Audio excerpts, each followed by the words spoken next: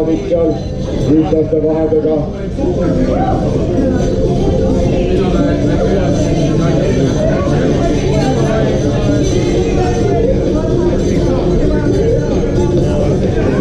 Kestad tuleb võistkond number 392 ja selle võistkonna koosseisus on Pähkli Näpp, Silver Saaremäe ja Martin Saar on meil Pähkli Näpud ja kellel seal veel läks kiireks number 358 ja selle tiimi koosseisus on meil täna olnud veel siis Marek Mardisoor ja Ingrid Mardisoor ja võistkonna nimigi on Mardisoor.